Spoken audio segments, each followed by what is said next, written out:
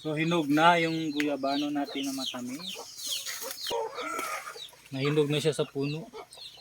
Tingnan natin, tikman natin kung gaano kasarap ang guyabano. Ah, wow! Siya! Tamis. Tingnan natin.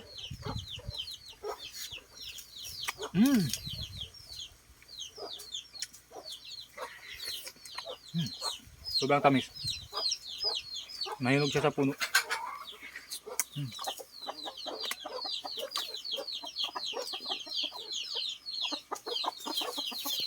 Tamis.